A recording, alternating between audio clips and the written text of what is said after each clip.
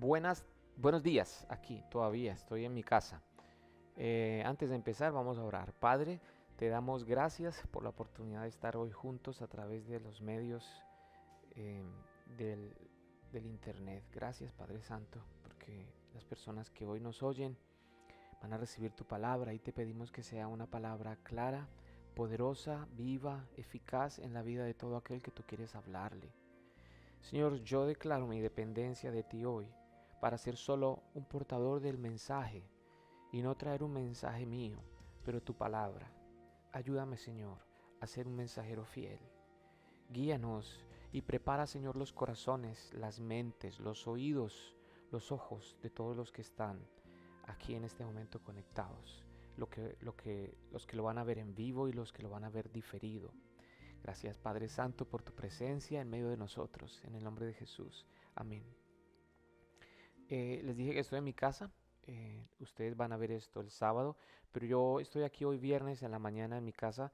Estamos a punto de salir con mi familia, vamos a darnos una vacación, unos 3, 4 días, vamos a estar afuera de Orlando, vamos a ir a Nashville, em, eso es Tennessee, otro estado. Y pues mi hijo me preguntaba si estaba excited, si estaba como contento del viaje. Le dije, Realmente no he pensado en el viaje, sino que estoy excited de la enseñanza, porque como lo consume a uno el poder preparar un mensaje cuando no es un mensaje histórico, no es un mensaje científico, no es un mensaje familiar o laboral, pero es un mensaje que está en la palabra de Dios. Entonces a mí me pone como que Señor, cómo es, hasta dónde es y el énfasis que debo hacer y todo esto para ser un mensajero fiel. Entonces esa es la expectativa, que Dios hable hoy a cada uno de ustedes lo que tiene preparado, porque es su palabra. Bien, el tema de hoy lo titulamos Amar demanda humildad. Amar demanda humildad. Lo vamos a ir desarrollando poco a poco. Voy a leer el texto base que está en el libro de Juan, en el capítulo 13. Si usted tiene una Biblia, por favor, léalo de la Biblia. Ahí le puede poner pausa y puede verlo desde la Biblia. Juan 13, verso 1 al 17, y contiene la historia cuando Jesús lava los pies de sus discípulos, de sus 12 discípulos. Y dice así: antes de la fiesta de la Pascua, sabiendo Jesús que su hora había llegado para que pasase de este mundo al Padre, como había amado a los suyos que estaban en el mundo, los amó hasta el fin. Y cuando cenaban, como el diablo ya había puesto en el corazón de Judas Iscariote, hijo de Simón, que le entregase, sabiendo Jesús que el Padre le había dado todas las cosas en las manos, y había salido de Dios y a Dios iba, se levantó de la cena y se quitó su manto, y tomando una toalla se la ciñó. Luego puso agua en un lebrillo y comenzó a lavar los pies de los discípulos y a enjugarlos con la toalla con que estaba ceñido. Entonces eh, vino a Simón Pedro, y Pedro le dijo: Señor, ¿tú me lavas los pies? Respondió Jesús y le dijo: lo que yo hago tú no lo comprendes ahora, mas lo entenderás después. Pedro le dijo: no me lavarás los pies jamás. Jesús le respondió: si no te lavare, no tendrás parte conmigo. Le dijo Simón Pedro: Señor, no solo mis pies, sino también las manos y la cabeza. Jesús le dijo: el que está lavado no necesita sino lavarse los pies, pues está todo limpio, y vosotros limpios estáis, aunque no todos, porque sabía quién le iba a entregar. Por eso dijo: no estáis limpios todos. Así que después que les hubo lavado los pies, tomó su manto, volvió a la mesa y les dijo: ¿sabéis lo que os he hecho? Vosotros me llamáis maestro y señor, y decís bien, porque lo soy. Pues si yo el Señor y el Maestro he lavado vuestros pies, vosotros también debéis lavaros los pies los unos a los otros. Porque ejemplo os he dado, para que como yo os he hecho, vosotros también hagáis. De cierto os digo, el siervo no es mayor que su Señor, ni el enviado es mayor que el que le envió. Si sabéis estas cosas, bienaventurados seréis si las hiciereis. Gloria a Dios. Gracias, Señor, por tu preciosa palabra. Como dijimos, eh, Habla a través de mis labios, de mis pensamientos.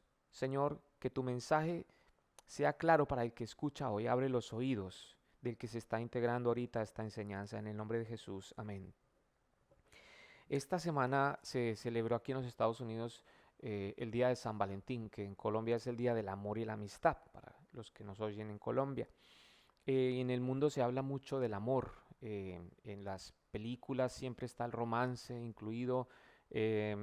Algunas series le ponen el aspecto sexual dentro también de las escenas románticas. Otros se quedan como en un romanticismo y yo creo que la gente no sabe de qué se trata. Inclusive los políticos han usado este tema de la vacuna como que "Ay, hay que amar al prójimo" y le meten el amor y de una manera u otra las canciones y por todas partes, películas, se habla de eso, pero la gente no sabe. Porque la versión moderna del amor es narcisista, egocéntrico y manipulador. Así es como el mundo, la cultura de hoy nos lo ha enseñado. Las demás personas son medios de gratificación personal. En el matrimonio uno lo ve, si la pareja no cumple las expectativas que uno tenía en el pasado o las expectativas que uno de pronto adquiere en el camino de lo que debe ser para uno esa persona, entonces uno la desecha o se tiene que ir. O sea, ese es el amor como es visto hoy, como se acabó el amor. La persona entonces es receptora de amor, pero no dadora. Es para ella, eso es como se ve el amor. Si me hace sentir bien, si pienso que voy para algún lado, y así también uno ve como en el matrimonio, hoy por hoy los jóvenes no se quieren casar y se juntan nada más con esa misma expectativa de que, bueno, vamos a valernos de nuestro amor actual y si vemos que no está funcionando, entonces nos separamos. Y así es como se vende hoy todo esto del amor. En contraste con ese amor egocéntrico, la Biblia enseña que la esencia del amor es el sacrificio personal. Es opuesto. O sea, si uno ama, entonces uno sacrifica. Eso es lo que enseña la palabra. El amor no derriba, según Primera de Corintios 8:1. No derriba el amor, sino que edifica. En Primera de Corintios 10:4, el amor no busca el bien propio, sino el de los demás. O sea, es opuesto a lo que el mundo propone. El amor de Dios busca, que es el que debemos tener, busca satisfacer las necesidades del otro por encima de las propias, según dice Gálatas 5:13. Y la descripción del amor nos la da ampliamente Primera de Corintios 13, 4 al 8 y lo voy a leer. El amor es sufrido, es benigno. Yo recuerdo que empezando aquí, yo una vez tuve una pareja que estábamos hablando con ellos, con mi esposa, tenían problemas como matrimonio. Em, y yo les dije, bueno, vamos a hacer una tarea. Ustedes van a escribir un parágrafo grande, no me acuerdo, le dije 16 renglones acerca de lo que para usted significa el amor es sufrido en relación con la esposa, ¿no? Y en relación con su esposo, en relación a ellos dos. Pues yo les llamé, le dije que hicieran eso ese día. Por la noche llamé al hombre, le dije, ¿cómo te va con la tarea? No la he hecho todavía. Al otro día le dije, ¿cómo te va? Bueno, empecé a hacerla. Y después teníamos otra cita para hablar con ellos. Finalmente nunca me entregaron el papel, no se concluyó porque es muy duro. O sea, ellos tenían conflicto y los conflictos, siempre alguien tiene una posición. Y entonces cuando dice el amor es sufrido, pues va en contra de la realidad de ellos. Y dicen, no, yo sufrir como que no quiero y nadie quiere sufrir, pero es lo que la palabra dice, el amor es sufrido, es benigno, el amor no tiene envidia, el amor no es jactancioso, no se envanece, no hace nada indebido, no busca lo suyo, no se irrita, no guarda rencor, no se goza de la injusticia, mas se goza de la verdad.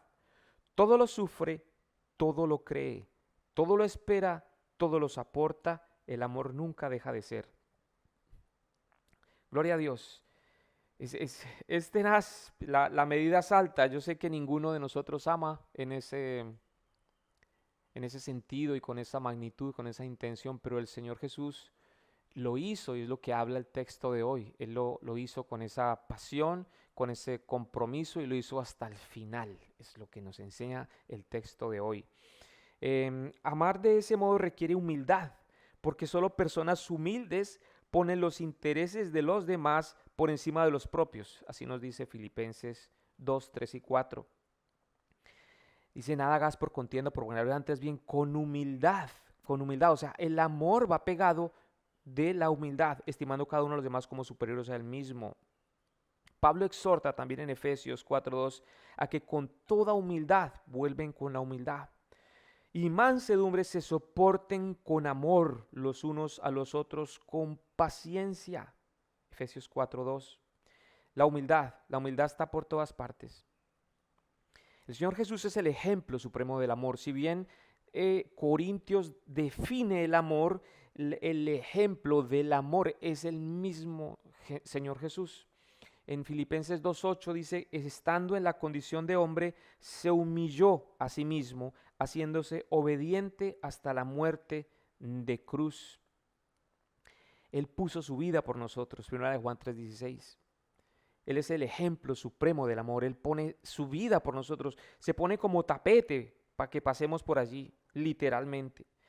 Y es que la sección que estudiaremos en este capítulo 13 al 17, los capítulos 13 al 17, veremos a Jesús reafirmar su amor hacia sus discípulos. Después de esto lo arrestarán y él empieza esta sección práctica del amor lavando los pies. O sea, hasta el capítulo 12 que terminamos la semana pasada, vimos a un Jesucristo con un ministerio público, a las naciones, a los judíos, a todos.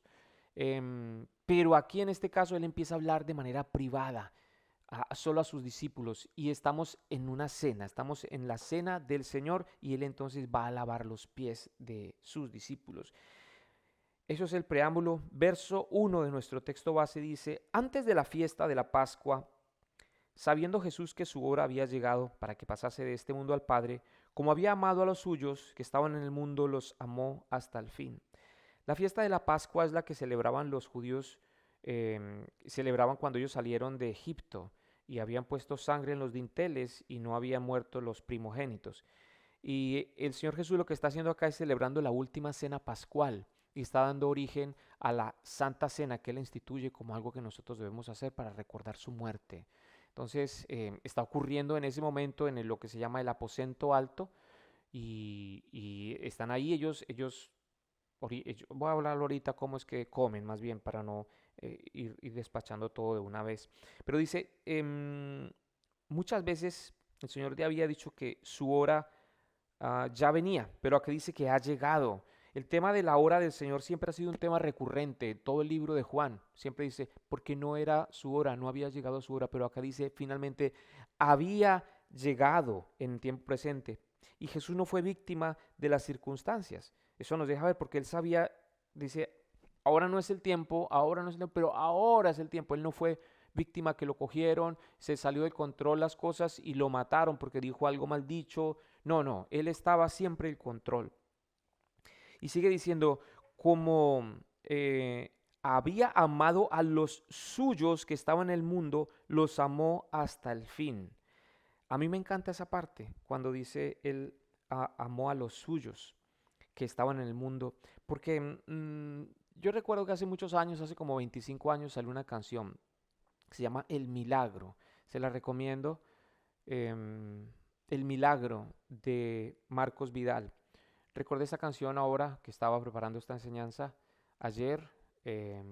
Escúchenla, es espectacular.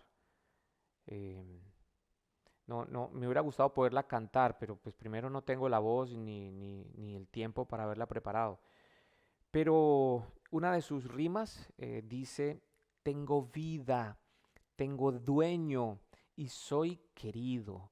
Esa parte cuando dice tengo dueño, el Señor eh, yo vine a ser su posesión, Él compró con su sangre mi vida y yo soy de Él, le pertenezco. Cuando la gente se pregunta, ¿de dónde soy? ¿A dónde voy? ¿Quién soy? El Señor acá está diciendo, tú eres mío.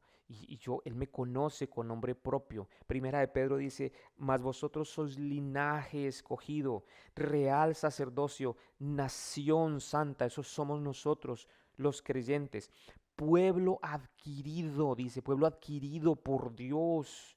¿Sabes? Somos propiedad de Él con un propósito para que anuncie las virtudes de aquel que os llamó de las tinieblas a su luz admirable.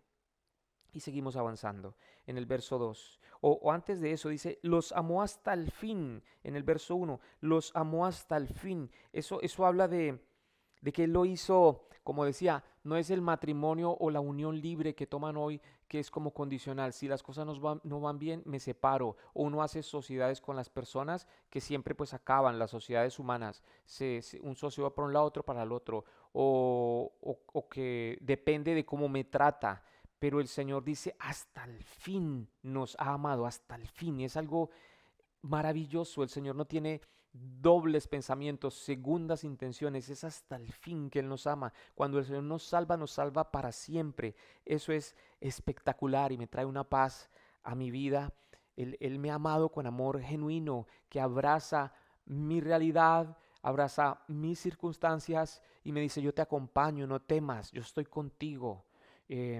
Y dice, verso 2, y cuando cenaban, como el diablo ya había puesto en el corazón de Judas Iscariote, hijo de Simón, que le entregase, o sea, esta es la última cena del Señor, está transcurriendo en el aposento alto y la cena la toman recostados, no como hoy que usamos mesas altas, antes eran mesitas pequeñas, ellos estaban como recostados sobre un brazo y los pies estirados y en esa posición es que el Señor empieza a lavar los pies, pero entonces Juan 13:27 nos muestra cómo el corazón de Judas, que es lo que estamos ahorita, eh, deseaba lo mismo que Jesús, perdón, el corazón de Judas deseaba lo mismo que Satanás.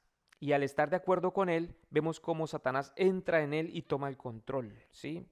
O sea, Satanás empieza a poner pensamientos en la vida de Judas. De la misma manera lo hace con usted y conmigo. Empieza a trabajar, pone pensamientos, pone circunstancias y uno ahí verá qué hace uno con esos pensamientos. Si uno deja que cojan raíz en uno esos pensamientos y finalmente mm, mm, destruyan a mi entorno y destruyan mi propia vida, como en el caso de Judas que vino y él se puso de acuerdo con él. Satanás le pone a usted un pensamiento como se lo puso a Judas.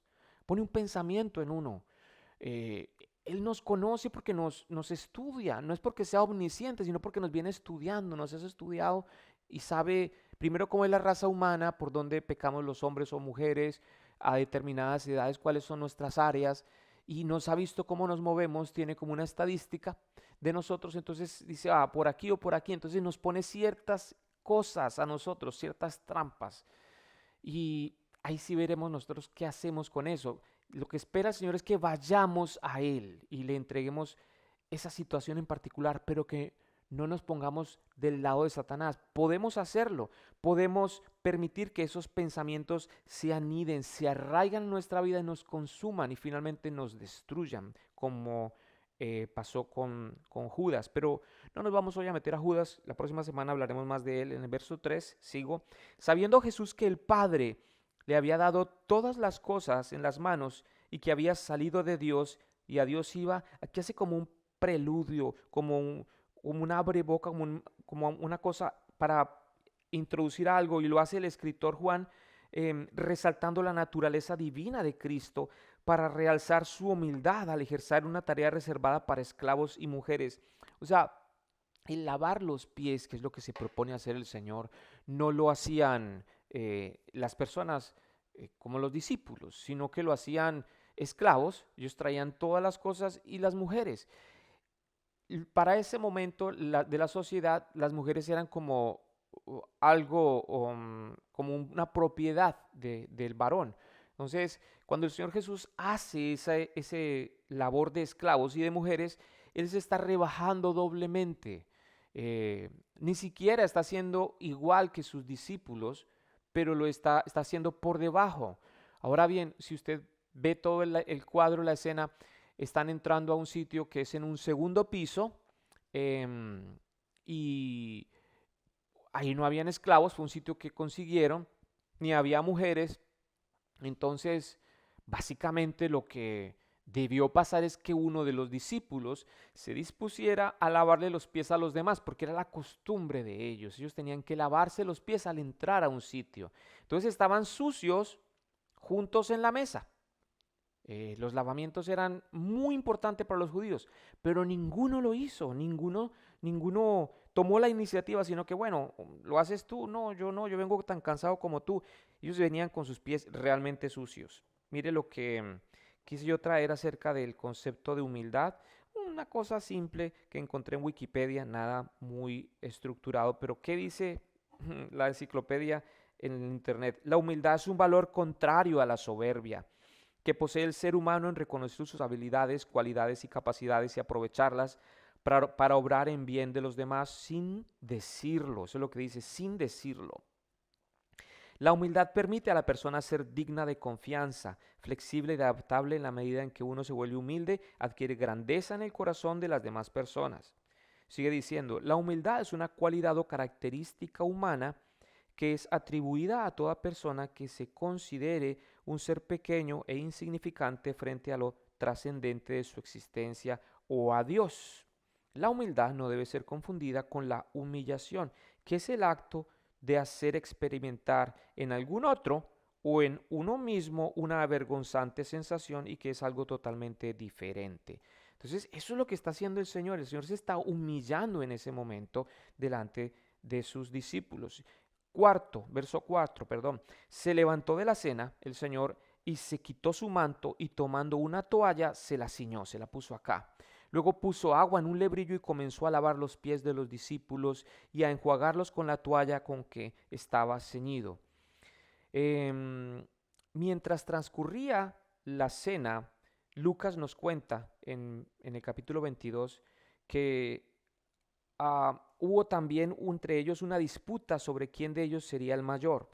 O sea, como los evangelios narran las historias de manera paralela, Lucas aporta elementos. O sea, el lavamiento de los pies solo ocurre en el libro de Juan, pero este lavar los pies del Señor está ocurriendo en la última cena.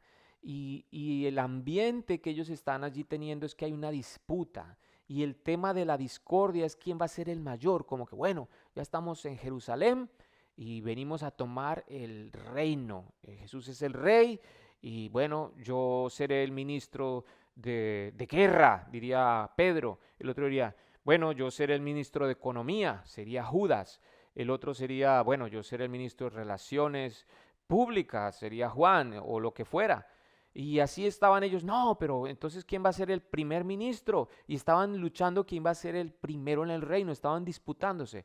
Pero notan el paralelo con lo que les acabo de decir al principio, que ninguno de ellos se dispuso a lavarle los pies, ni siquiera Jesús, mucho menos entre ellos. Ellos estaban preocupados de quién iba a ser el más importante, ¿no? En el reino de Jesús, en el reino de Dios que iba a establecer, porque ellos pensaban que el reino de Dios era allí en ese momento. Él iba a tomar el poder, iban a derrocar a los romanos, etcétera.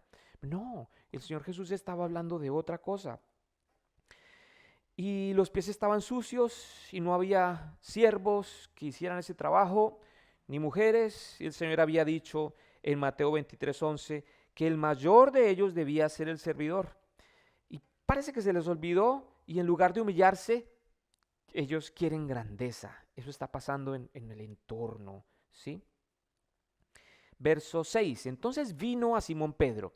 No nos dice el texto si fue primero a Pedro o Pedro ahí estaba ya por tercero o qué, pero dice que vino a donde Pedro y le dijo, Pedro le dijo, Señor, ¿tú me lavas los pies? O sea, ¿cómo tú siendo el Señor?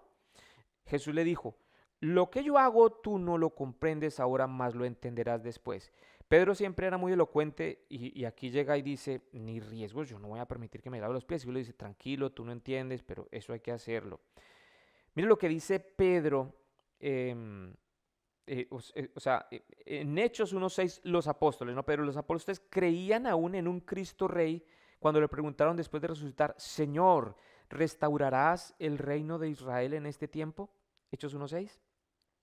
Así que no es rara la pregunta que Pedro hace aquí, porque ellos aún después de que Jesucristo resucita, o sea, él es crucificado, muere, sepultado y resucita y está a punto de ascender al cielo, y estamos ahí en Hechos 1:6, y ellos le están preguntando, Señor, ¿vas a restaurar el reino de Israel? O sea, ¿va a haber un rey aquí otra vez? Ellos piensan que Jesús es el rey terrenal o que va a poner a alguno de ellos allá a gobernar. No habían comprendido nada hasta ese punto, ¿sí? Entonces tiene sentido la pregunta de Pedro.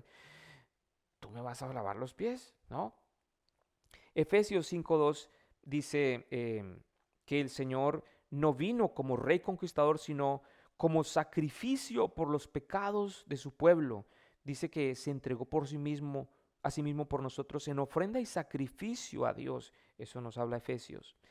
Sigo en nuestro texto, verso 8. Pedro le dijo, responde eso cuando el Señor le dice, eh, tú no entiendes, Pedrito, pero eso hay que hacerlo. Y Pedro le dice, no me lavarás los pies jamás. Y se pone así drástico, jamás, como una doble negación. No me lavarás jamás, ¿no? Jesús le respondió, ya se pone otra vez eh, aclarándole el panorama, le dice, si no te lavare no tendrás parte conmigo. Y se pone más rígido el Señor, si no te lavare no tendrás parte. En el 9 le dijo Simón, Señor, no solo mis pies, sino también las manos. Vuelve a exagerar Pedro. Pero veamos bien, el verso 8 dice, el Señor le dice, eh, no me lavarás los pies. Y Jesús le responde, no te lavaré, si no te lavar no tendrás parte conmigo. O sea, una persona debe ser lavada y limpiada por Jesús antes de poder servirle a Él. O sea, el Señor le dice, si tú quieres algo conmigo, tienes que permitir que yo te limpie. Y así es en la vida de los creyentes. Uno ve hoy muchas personas en los servicios de alabanza, los jóvenes de pronto cantando, tocando instrumentos, danzando y haciendo cosas, predicadores, personas, pero que al mismo tiempo están viviendo vidas dobles, y uno lo descubre con el pasar de los días. Cuando quedó embarazada la hermanita, el otro hermanito salió del closet y la otra persona está haciendo tal cosa y uno dice, oh, ellos no andaban en santidad, sino que andaban en pecado. Y fue cuestión de tiempo hasta que se mostró cómo era la realidad. ¿Mm? Entonces el Señor dice, para servirle a Él, primero tienen que estar limpios, deben ser limpios. Por eso le dice, tú no tienes nada conmigo si yo no te limpio. ¿Sí me entiende? Es importante que sea el Señor Jesús quien nos esté limpiando a nosotros, que no sea el pastor el que nos bendiga y que nos diga, vaya y toque los instrumentos, que no sea alguien más que nos diga, tú estás calificado, pero que seamos limpiados por el Maestro. Eso es lo más importante, no cómo me siento o cómo me ven, sino cómo estoy yo con Él, estoy claro con Él, estoy limpiado todo el tiempo, permanentemente por Él. Primera de Pedro 7 al 9 dice, pero si andamos en luz, como Él está en luz, tenemos comunión unos con otros y la sangre de Jesucristo, su Hijo, nos limpia de todo pecado. Verso 8, si decimos que no tenemos pecado, nos engañamos a nosotros mismos y la verdad no está en nosotros. Si confesamos nuestros pecados, Él es fiel y justo para perdonar nuestros pecados y limpiarnos de toda maldad. El Señor dos veces en esta primera de Juan dice que nos limpia de todo pecado y que nos quiere limpiar de toda maldad. Jesús le aclara en el verso 10, le dice, Jesús le dijo, el que está lavado no necesita eh, no necesita sino lavarse los pies, pues está todo limpio. Y vosotros limpios estáis, aunque no todos, porque sabía quién le iba a entregar, por eso dijo, no estáis limpios todos. Em, am, Cuando nosotros nacemos de nuevo, eh, se dice que uno nace de nuevo cuando uno recibe al Señor Jesús como Salvador en su vida. Cuando Él viene, nos busca de pura gracia y nos otorga el perdón por su misericordia.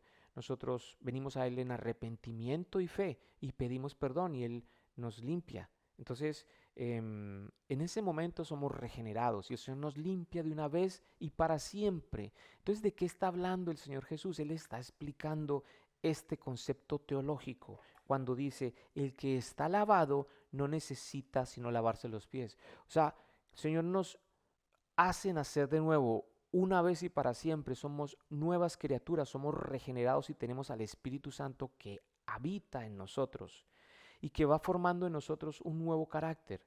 Esa es la realidad del nuevo creyente, del verdadero creyente.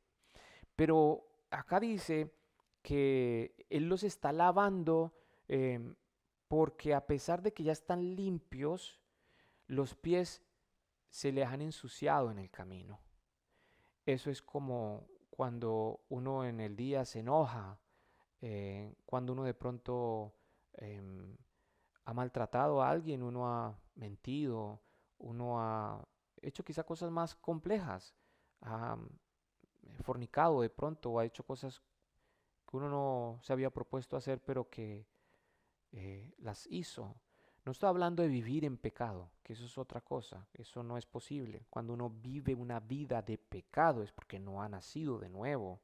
Pero cuando uno ha nacido de nuevo, que uno es un hijo de Dios, em, uno puede pecar, uno puede haber pecado en un momento determinado. Y es cuando el Señor Jesús dice, necesitas ser limpiado porque has ensuciado tus pies. Y eso habla de la santificación diaria, que uno debe ir a la presencia de Dios y confesar nuestros pecados. ¿Sí? Es diferente a cuando uno se arrepiente y nace de nuevo, a esto que el Señor está explicando acá. Y lo dice claramente en 1 de Juan 1, 8 y 9. Dice, y ciertamente aún estimo todas las cosas como pérdida por la excelencia del conocimiento de Cristo Jesús, mi Señor, por amor del cual lo he perdido todo y lo tengo por basura para ganar a Cristo y ser hallado en Él, no teniendo mi propia justicia, mire el concepto, no teniendo mi propia justicia, que es por la ley, sino la que es por la fe de Cristo, la justicia que es de Dios por la fe.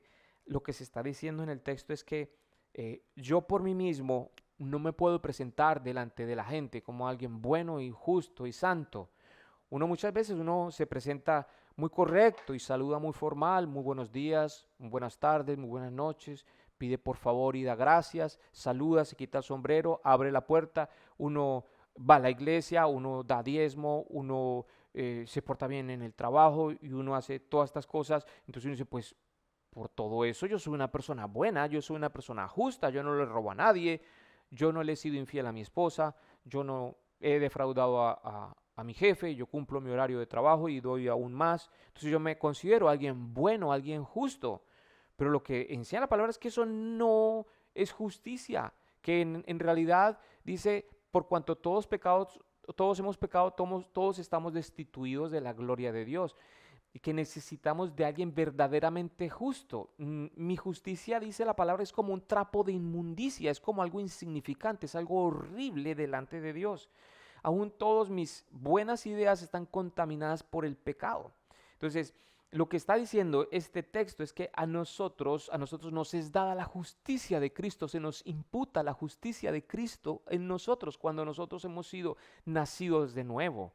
El Señor Jesús viene y nos da su justicia y nosotros somos revestidos de justicia. En teología se dice, es imputada la justicia de Cristo a nosotros y a su vez es transferido nuestros pecados a Él y Él los lleva en la cruz, ¿correcto?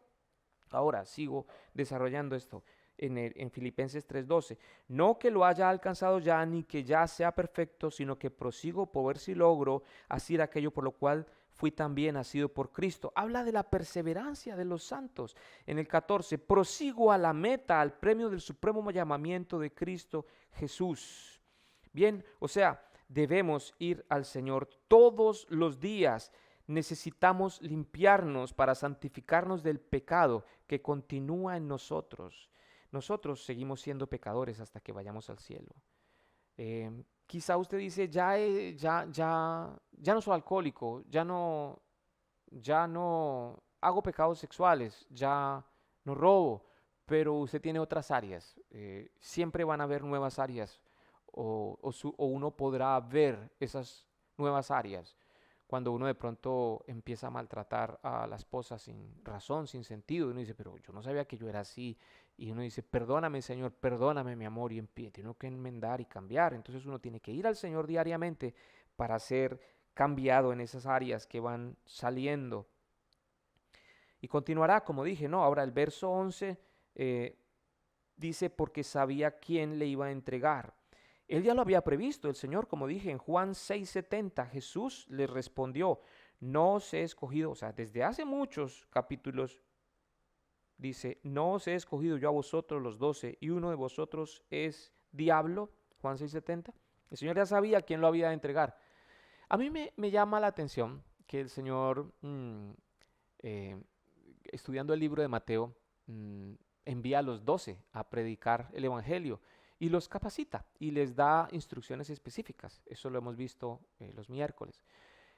Pero allí estaba Judas también, en esos que enviaron a los 12. Judas fue enviado a predicar y se le dio la capacidad de hacer milagros, resucitar muertos, echar fuera demonios, quitar la lepra y todas esas vainas.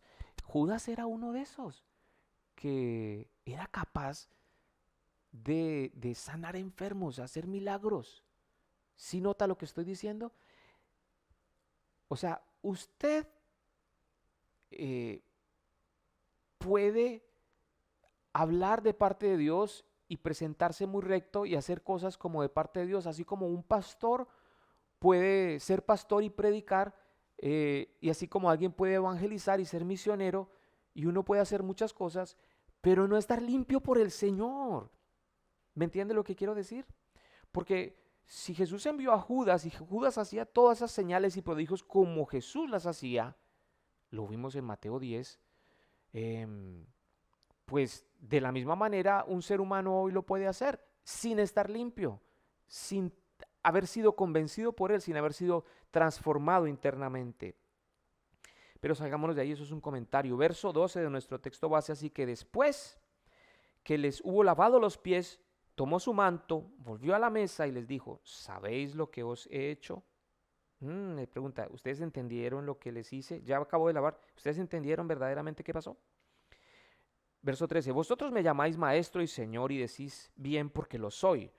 Pues si yo, el Señor y el Maestro, he lavado vuestros pies, vosotros también debéis lavaros los pies los unos a los otros, porque ejemplo os he dado para que como yo os he hecho, también hagáis. De cierto os digo, el siervo no es mayor que su Señor, ni el enviado es mayor que el que le envió. En el verso 12, el Señor se humilló y les enseñó que debían santificarse diariamente, yendo a Él para ser limpiados. Pero era dependencia lo que les estaba enseñando en este punto. Cuando Él les pregunta, ¿sabéis lo que os he hecho? Él les está diciendo, ¿ustedes entendieron qué fue lo que pasó?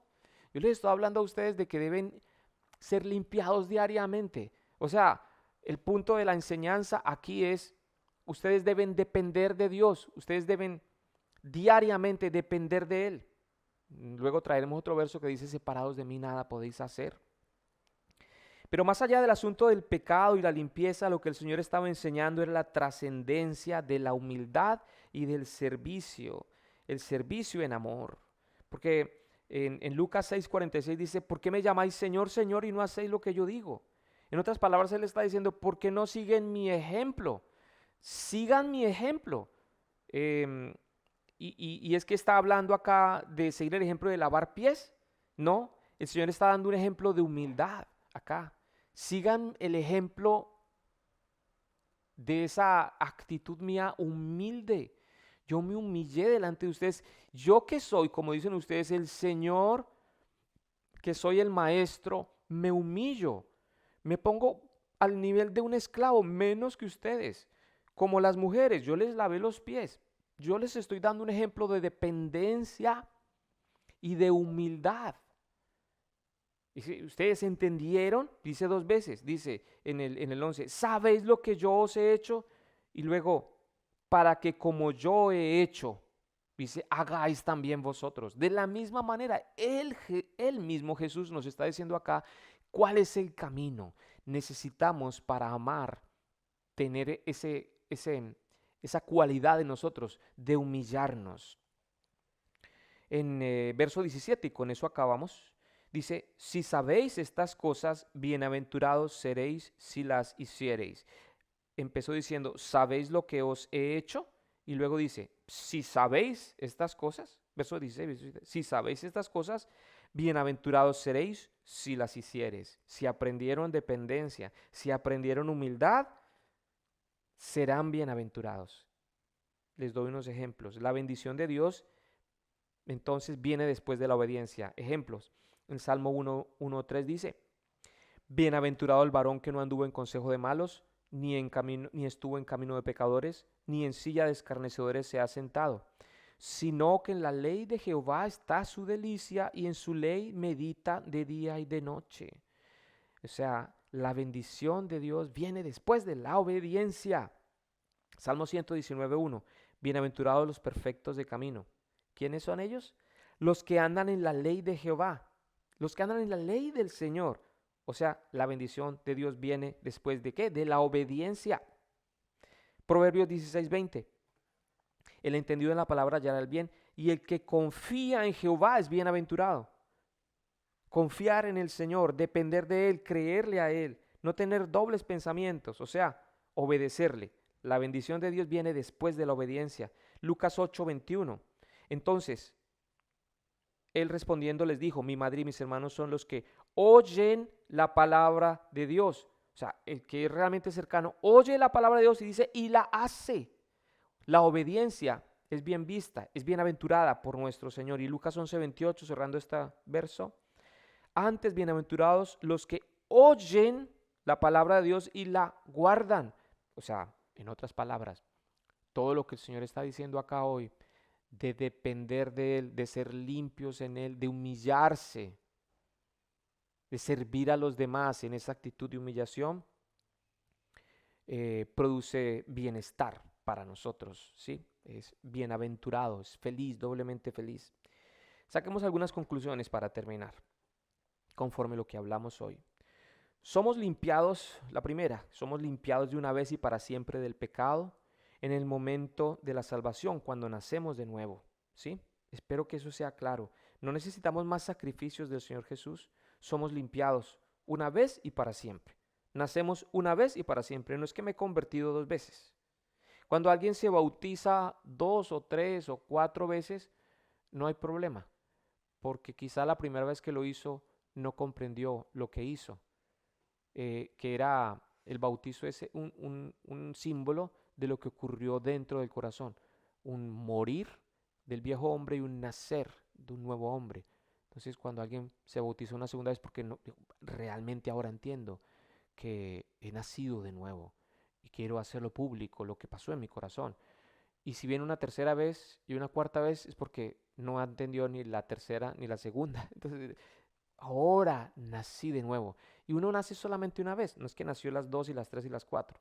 ¿Me entiende? Entonces, ahora, entendiendo que nacemos una sola vez, hablamos hoy que el Señor quiere limpiarnos y que es necesario ser limpiados diariamente de toda la contaminación que tomamos en el camino. Se nos ensucian los pies, tenemos malos pensamientos, podemos haber dicho algo inapropiado, podemos haber sido violentos y tenemos que ser limpiados por el Señor. Juan 15:5 dice, yo soy la vid, vosotros los pámpanos, el que permanece en mí, yo en él, este lleva mucho fruto, porque separados de mí nada podéis hacer.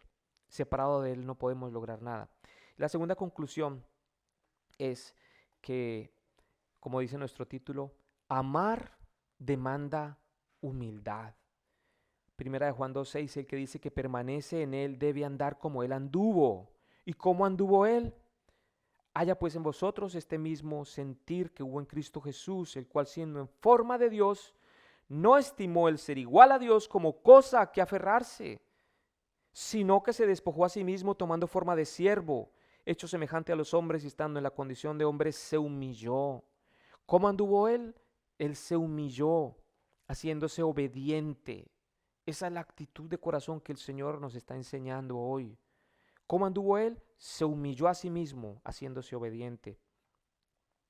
Jesucristo amó, por lo tanto se humilló. Ahora, usted dirá, chévere, pastor, pero yo todavía sigo perdido. ¿Cuál es el sentido de la vida? ¿Cuál es el propósito de todo esto? ¿Cómo funciona realmente? Esa es una pregunta que nos hemos hecho todos en algún momento. ¿Cuál es el sentido de la vida? Pues el amor. El sentido de la vida es el amor. Por eso hablamos hoy de que el amor demanda humildad. El sentido de la vida es el amor porque Dios es amor. En Primera de Juan 4:8 dice, el que no ama no ha conocido a Dios, porque Dios es amor. En esto se mostró el amor de Dios para con nosotros, en que Dios envió a su Hijo unigénito al mundo para que vivamos por Él. En esto consiste el amor, no en que nosotros hayamos amado a Dios, sino en que Él nos amó a nosotros y envió a su Hijo en propiciación por nuestros pecados. Él envió a Jesucristo para que nosotros tuviésemos la oportunidad de verlo a Él, a Jesús, y al ver a Jesús, vemos al Padre. Y lo que vimos hoy fue a un Jesús que se humilla a sí mismo, que lava los pies de sus discípulos y les dice, así tienen que hacer ustedes. Amados, si Dios nos ha amado así, debemos también nosotros amarnos unos a otros. O sea, el amor es práctico. No es yo amo a Dios, yo tengo a Dios, yo entiendo a Dios, es suficiente, pero yo trampeo, defraudo a la gente que está alrededor mío. No puede ser. En el amor no hay temor, sino que el perfecto amor echa fuera el temor. Gloria a Dios. Hemos acabado y ya tengo que irme porque el avión nos espera, pero vamos a orar para terminar. Oh, Señor, nosotros venimos delante de ti, todos los que están oyendo allá y mi propia vida. Primero, Señor, a reconocer que hemos pecado eh, en lo cotidiano, Padre, aún en los sueños, eh, aun cuando permitimos que ideas del mismo infierno vengan a nuestro corazón y se arraiguen y permitimos que se queden más de un segundo allí en nuestro pensamiento y que hallen raíz y que crezca y que nos confundan. Perdónanos, Señor, por permitir eso en nuestro corazón. Solo queremos tus pensamientos.